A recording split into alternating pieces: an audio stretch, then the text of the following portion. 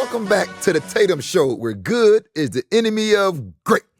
Guys, I'm Derek Tatum, your host, man. I got a hot show, man. It's gonna be some controversial things. I'm talking about how I don't like travel ball culture. And then we can also talk about being bullied into the portal. All right. And then the last thing we're gonna talk about is surviving in college, guys. Surviving in college as an athlete, man. So first, guys, man, this topic with the social media has grown. Also, the travel ball culture has grown to a point where I don't like it no more, y'all. Listen, I like travel ball. I love the competition, but I hate the culture. And I say hate the culture because I don't hate many things, but for instance, y'all, and I want to kind of go through this list, man, because like I'm gonna get some fallback from this. I got some friends that run some great travel ball teams here in Atlanta, ranked nationally. I got some friends in Cleveland, where I'm from. They run some great teams, but the culture is toxic, guys. It's so toxic. Let me tell you why. First things first. There's always a disconnect between like middle school coaches and travel ball coaches, and people on the travel ball side be like, well, you don't, playing middle school, you don't get to play against the best competition. I get that part, but what I don't like is I don't like coming to a game and the coach smell like weed. They gambling in the parking lot. You got parents fighting in the stands. You got coaches arguing referees, almost about to fight, then coaches fighting each other. Like, man, that culture is so toxic for a young man. Guys, football is the outlet for these young boys. It is the place of like, man, I'm going through a lot at home, or I have a lot on my mind, but this is my sanctuary. But y'all making it to be about you. And to me, that's my main issue I have with travel ball is it's become a spectacle. It used to be guys want to just compete, but it's become a spectacle. Who got the best uniforms? Who got the most social media likes? Who got the best intro? Instead of about the real game. And then another thing, man, like y'all got these young boys cussing, like 9, 10-year-olds boys cussing chants, highlight videos, explicit cussing. I'm like, man, when did it become acceptable to be a 9 or 10-year-old boy and you got explicit cussing, derogatory lyrics on your highlight videos? Like to me, man, that's not cool. It's not okay. I don't like it. I don't care what you think about it. I don't like it, and it is bad for our culture. And then, so I talked to one of the top middle school coaches here in Georgia, and he said, about some travel ball coaches, like, man, middle school ball is a waste of time. And let me tell you what middle school ball teaches you. All right, so like I believe travel ball should stop at 11U, so these kids can go play 7th and 8th grade with their middle schools to get ready to play high school football. All right, and let me tell you why I think it should stop at 11U and let these kids play, with their rec that's in their high school park, or play middle school ball for the middle school team. All right, so one, you're getting him ready for high school because now this kid has to balance having his grades right. Like, or you can't play football. See, you travel ball coaches, y'all don't care about nobody's grades. If a kid grades is bad and he's a star player, he plays anyway. Like, then as a middle school coach, you're doing so much more because you got to worry about, first of all, is this kid going to be able to come to class? Okay. Is this kid, going to do good in school? You got to worry about, this kid missed school. Oh, this kid grades is bad, so now I got to help him find a tutor or help this kid understand that, hey, man, you have to be 2.5 or better to even play football.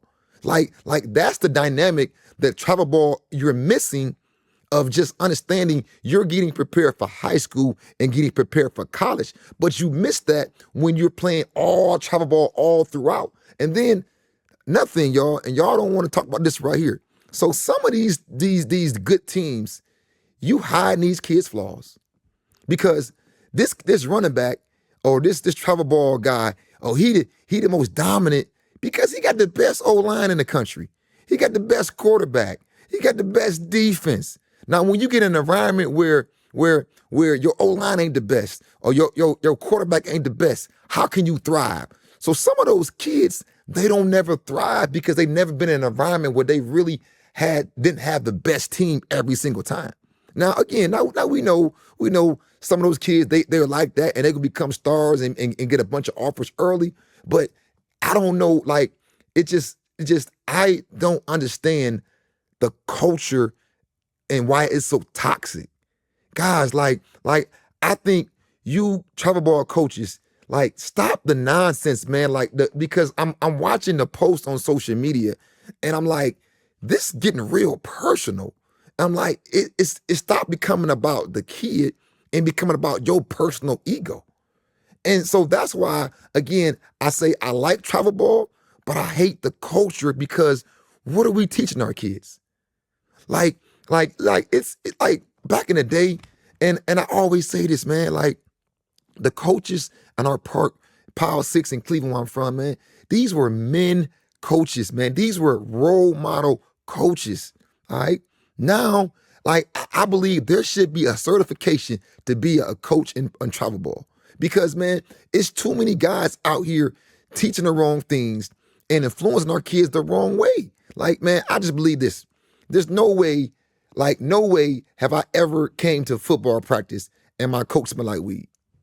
Yeah, I ain't saying you can't smoke weed, man, but I'm just saying not before football practice, man. Okay? Like, I never seen my coach when I grew up get into a fight with another coach. I've never seen that. I've never seen people getting shot at youth football games. Now, I know it happened back in the day at times, but man, it's happening every single week now. It's happening every single week. And then you try to knock another coach, a rec coach or a park ball, or a middle school coach, but you got a stacked team. So like some of y'all, I'm not saying all y'all, some of y'all really can't coach. That's just what it is. You just got the best team. And you want to beat your chest because you beating everybody, but you got the best team, bro. What are you supposed to win? Now, when you coaching at a middle school, when you got an undersized old lineman, you got a 5'2" quarterback, you got to deal with mixed pieces and put them together and coach a way that's conducive to your personnel. But if I got the biggest O-line in the country, I got 3 All-American running backs, in 7th grade. I got an All-American receiver and 4 All-Americans on defense. Like, of course I'm gonna win. Some guys can coach who have travel ball teams. I'm not saying that, but I'm just saying some of these guys are beating their chest when you got the whipstick, man. So that's why I like middle school ball. I like middle school ball because again, it's preparing them for high school, man. It's preparing them for college. Hey, you got to be at class on time, okay? Okay, you got to be to workouts on time, okay? You can't be in school messing up because if you do that, you can't play. So a middle school coach has to deal with a lot more than a park ball coach, okay? I'm dealing with, hey, man, this kid, ain't eat today, so I got to go feed this kid. I'm dealing with this kid ain't come to school because something happened at home. So now I gotta figure out what's going on because I gotta make sure he's at school so he's ready for school and ready for football and getting ready for life. I'm not saying park ball coaches aren't teaching life skills. I'm not saying that, but I'm saying the culture is toxic, guys.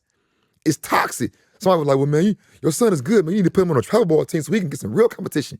Yeah, I get it, man. And but I don't want that culture, man. Like, man, like I'm at a park ball game one day, and it's so toxic. I'm like, bro, I got to get my gun on me. I'm like, man, I don't want to be going to no youth football game and worrying about, man, somebody fighting me or fighting this person, And then another thing, man, it's like parents. Why are y'all talking trash to somebody else's kids? Like, to me, man, that is a no. That like you should never be talking trash to somebody else's kids, and that's how fights escalate. That's how issues escalate. You talking trash to a 9-year-old. You talking trash to a 10-year-old boy. Like that to me, man, parents, I think parents, like we got to get back to real parenting and sit back, watch these kids play, and don't be all that acting crazy in the damn stands all the time, man. Like we want to just see our sons play some football, and that's it. I don't want to see all the nonsense. So again, guys, leave a comment. Let me know because I love travel ball, but I hate the culture, and I just explained to y'all why. Because again, I want to make sure that these young men, I think by 11U, I think travel ball should be over with, and these kids should be playing with their park or their middle school, getting them ready for high school. Because guess what? Think about this, y'all. If I'm 7th or 8th grade and this feeds into my high school, we're running the same offense. We're running the same defense. I'm getting familiar with the terminology. I'm getting familiar with the high school coaches. Like that's what I want. Then me just coming in, I've been playing travel ball, up to 14U, and then I'm coming in. I don't know anything that the high school is doing because I've been playing travel ball. So that's my gripe, guys. That's my comment, man. And we'll be back for the next segment, guys. This is brought to you by Patchwork Studio, guys. #1 studio in the country, guys. I am filming right here at Patchworks. Guys, this is the best studio in the country. I'm talking about everybody you can name has filmed here. When I say guys from Birdman, from Lil Wayne, from Beyonce, Travis Scott, Meg Thee Stallion, Tupac, Biggie, Jay-Z. Beyonce was right here for one of her hits. Right behind me, this is where Beyonce was at. So I'm telling you, our Patchwork Studio, whatever you need, guys, they are here. They have engineers that are great owner. Patchwork Studios, guys, as our sponsor. The Tatum Talk Show, we're back, guys. Next segment, we're going to talk about the transfer portal. This has been a big debate. Is it good? Is it bad, man? And I'll just be honest with y'all, man. Like I actually hate the transfer portal. And everybody gonna argue, well, man, people are getting paid, man. Listen, y'all, let's kill the notion right now. All right, everybody ain't getting paid. Okay, everybody ain't getting paid. It is the top 1% of athletes are getting paid. Okay, that's the one thing that I do love about the portal. It's like you can go to a school, play good for 2 years, and then you can transfer up and get a big payday. All right. I love that about the portal. I love that. Like that, to me, that is great. Like if a kid can make 500 grand, 200 grand, 300,000, $1 million, I'm all for it. But the issue is that the portal has, it's to me made a lot of kids not really work no more, man. They didn't just know they can just transfer, man. I mean, I went on all the schools in Georgia roster from Georgia State, Georgia Tech, Georgia Southern, Kennesaw State, West Georgia, and I'm seeing kids in the portal that transferred already 2 times from 2 D1 schools. And I'm like, man, you ain't played there. You ain't played there. You transferred again. So and then I'm looking at it. It's pushing everybody down. And a lot of parents be like, well, the portal is ruining high school opportunities. And it is, but it's not. So let me tell you why I think it's pushing these high school kids down to a level they should be at. All right. So it's really understanding, like, is these kids really like that? Because if in high school, most schools used to bring in 25 high school kids. Now they bringing in like 15 portal kids, okay, 2 or 3 JUCO kids, and like 7 or 8 high school kids. So what's happening is it's pushing everybody down one level, though. All right. So let me explain to this. So basically, think about it like this: if I'm a school like, let's say, Pittsburgh, okay, and Pittsburgh normally brings in 25 high school kids. With the portal, let's say they bring in 12, 13 high school kids, and then they're bringing in the rest portal kids.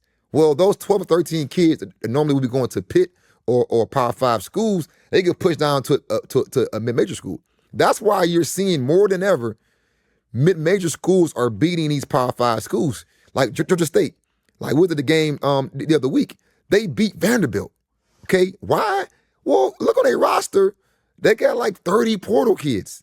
Okay, 20 of those kids were D1 kids, and then like 10 of them were from smaller schools and moved up. So they were D1 caliber kids. They was at a smaller school. So now you can now these kids that were again going mid-major are getting pushed down. Then those 12 kids that was going mid-major, they're pushed down D1 AA. Then those 12 kids that were going D1 AA, they're pushed down to D2. So what's happening is you're now what the portal has done.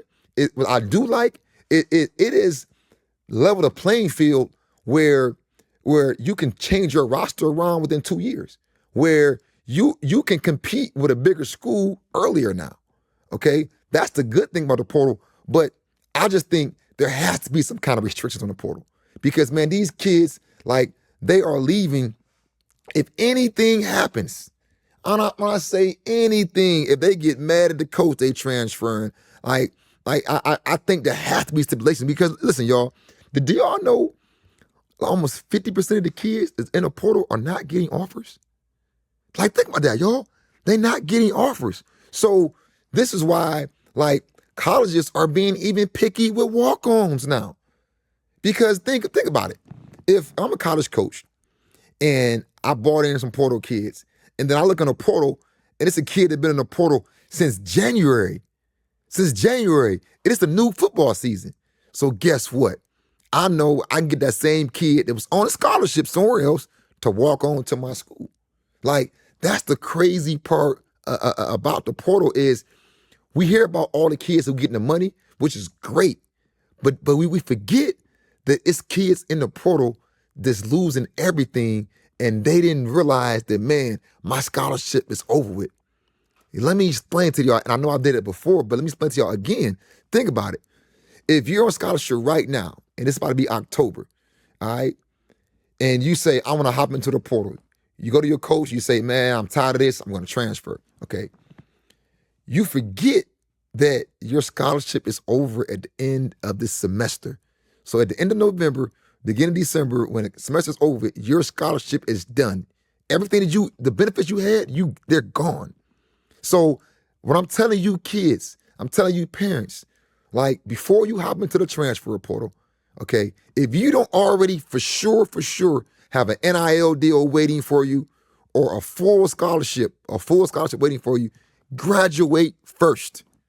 Graduate first. Like go in there with the mindset of I'm going to graduate as soon as possible, but do not make an emotional decision that's going to cost you years down the line. And then understand this, when you transferring, you're going to lose credits. So like if you're a kid that's been in the school for 2 years and you transfer to a different school, you may lose a semester or a full year of credits because you're transferring, because some of those credits don't transfer. These are things that nobody is thinking about. And then let me tell y'all one thing that you got to really understand too. Look at the medical staff of that school. See, you don't think when you transfer, you don't even think about that, guys. I had a friend of mine that transferred from Kentucky when I played there. Great player, but he got hurt, and the medical staff that he was at, they wasn't as good as the UK's medical staff.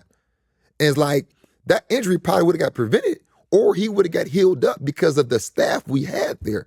So like we're basing every single decision strictly on just football. Guys, when you choosing a college, this is a 40-year decision. So understand that, okay, all right, I'm not starting right now. All right, like, hey, coach, what do I need to do so I can get more playing time? All right, and then when he tell you that, you go work your butt off in the off season. You make sure you on time to class, see, because what they're not telling you, some of these kids are flunking out. Some of these kids are not going to class, and then they want to blame somebody else, or they want to talk bad about the school, not understanding that this was your fault. Like, if every student goes into the situation and say, you know what, guys, hey, coach, I need to graduate as soon as possible. How can I graduate in 3 years? Now, so what it does is it gives you 3 years to do three things. One, to mature. All right, that's a lot of guys are immature coming out of high school. So it gives you time to mature. 2, look at the landscape, see what's going on, and then 3, time to graduate. So if you give it 3 years to graduate, and you graduate, then you can transfer because now you're a grad transfer, and it's much easier to transfer as a grad transfer than just transferring as a regular student. Okay, regular football player. So I'm like, this is this game for y'all, man. Again, I don't like the portal, but now after seeing what's going on with the portal, it's growing on me. But there has to be some kind of regulation, stipulations for the portal because, man, I'm telling y'all right now, like it's a doggy dog world, and you parents have to understand that maybe my son ain't D1. Okay, and if he ain't D1, that is okay. But you need to understand that if he's not D1, what schools fit this criteria? Who on his roster is my son better than? Okay, because before a kid go into that portal, you better have an NIL deal and you better have a home to go to, guys. All right. This segment was brought to you by Elite Talent Football Academy, the #1 football program in the country. They do football training. They do football recruiting. They also do college visits. They've had over $75 million of accepted scholarships in the last 8 years. They've had over 500 students get offers after coming to their camps within 30 days. You want more information about joining the program? Visit the website, elitetalentfootball.com. Welcome back, guys. This is the Tatum Talk Show. I'm back for my last segment, man. Good is the enemy of great.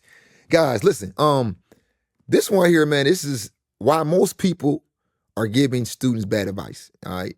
So in this segment right here, I want to really break this down because most parents don't understand a direction. They don't know where to go. They just look on social media. They see a camp, they're gonna go to this camp. They look on a 7-7 team. They see this team, they want to play on this team. They see a football program and they want to play in this program. Guys, let me give y'all some real live game. Before you join any program, understand who you're dealing with. See, like a lot of parents are complaining about coaching. It is your fault, parents. If you're dealing with bad coaching year after year, it's your fault. Okay? We've all had a bad coach at some point. Okay? But you have to let your son, one, experience that experience. You can't hide from it. But you got to do your research before you join a program.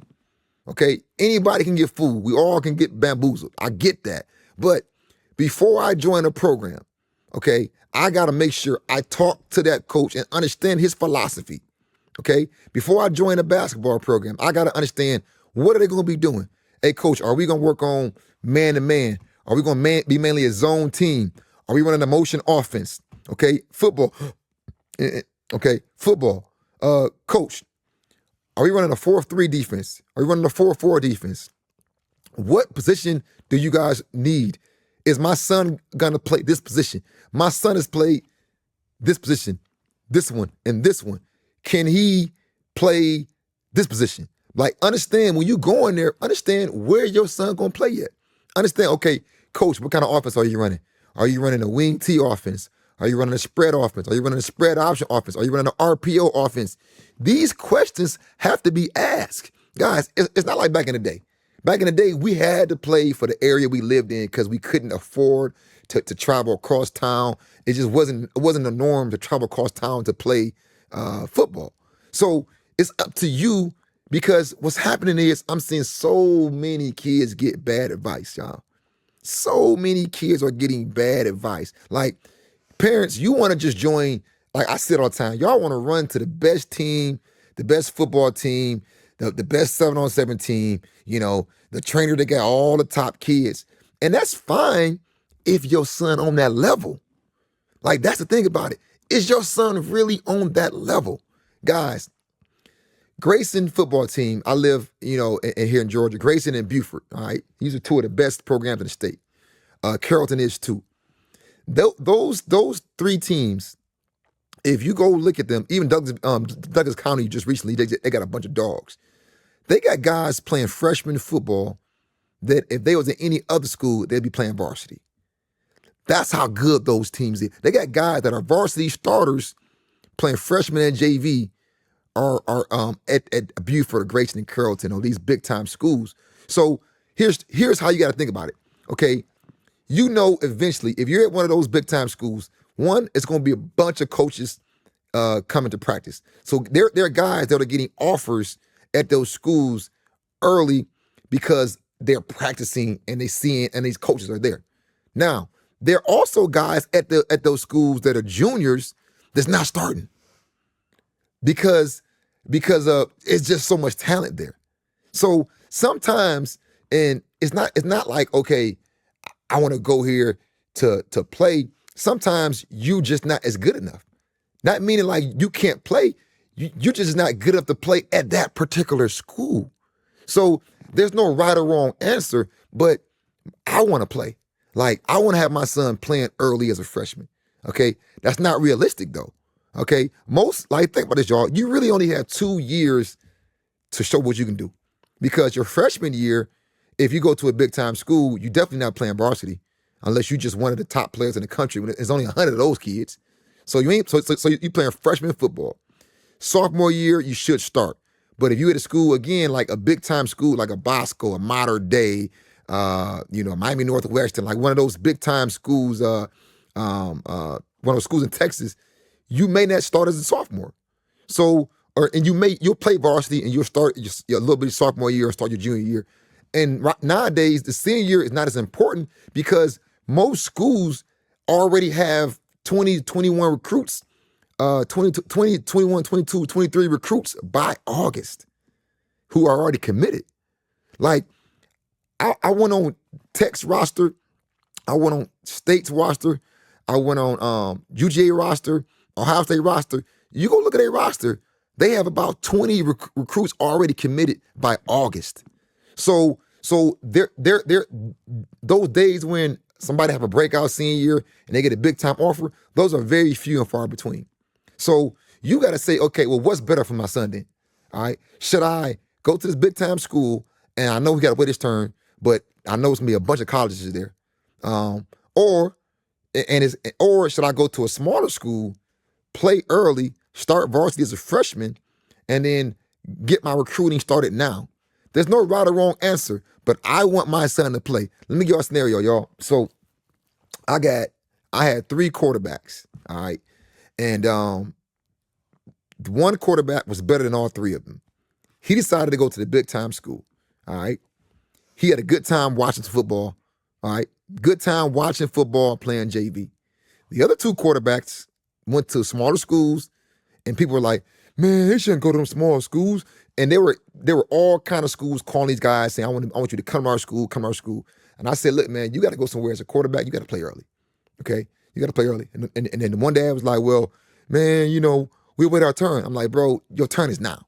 So my 2 quarterbacks both went to these smaller schools, and these programs, they wasn't well known around the state, okay? Now, when they did that, they both started varsity. The one team went like 11-1, okay? For the first time, won 2 playoff games. The other one, they won their first conference title and went to the playoffs for like the second time in school history. Guess what? Those kids both got D1 offers. Now, the kid went to the big time school, he waiting his turn, he's starting now, but those kids already got big time offers as sophomores now, and they're ready to commit. The other kid only had 1 offer yet, but he's better than those 2. So what's better? I don't know that, but I know a lot of y'all are getting bad advice from people. Like, understand this. Be realistic of where your son is at. Like, that's the main issue, man. Everybody, all these parents, y'all not realistic. Like if your son is a 3-star, you believe he should be a 4-star. If he's a 4-star, he should be a 5-star. If he got 1 offer, he should have 10 offers. Like, man, just understand where your son is at and stop taking advice from everybody. Just because somebody, listen, I played in the league, okay, for a little bit. I played ball at Kentucky, but I have more experience of mentoring athletes. I've had over 500 kids get offers after come to my camp. I've had over 260 kids get offers in my program, okay? So, but I see guys who are like, oh yeah, I'm with so-and-so. He played in the league. Okay, he played in the league, but that don't mean he's better than this middle school coach over here. Okay, he played in the league. That don't mean he knows more about football than his park ball coach. Like, He played in the league because he was just that athletic. He was that good. Doesn't mean he knows the process. Doesn't mean he knows how to get your son a scholarship. He may know how to train a little bit, but most of the guys that I know that are older than me or my age, they made it to the league because they were just that athletic. Okay? They don't really have a process of how they got there. They just know they worked hard and it was really good. But they don't know the recruiting process. So understand, don't take advice from anybody. You gotta look around, and as a parent, it's your duty. It is your job. It is your job to make sure you talk to these coaches, understand their philosophy before your athlete joins their program, okay? This is very important. Stop taking advice from everybody. You want to find somebody in your community, or if he's not in your community, you may gotta drive an hour. Like you may gotta drive an hour to find that right coach. Man, I got people coming from Alabama, 2 hours away, Augusta, Savannah sometimes to come be a part of my program because they understand I'm giving them the right advice. I'm giving them the right process. I got people all over the country in my program. All right. So you got to understand who you're dealing with and who you want to deal with and who's going to put your son in the right situation. Okay. But quit taking advice from everybody, guys. All right. Hey, guys, that is it for this segment, guys. This is the Tatum Talk Show, guys, where good is the enemy of great.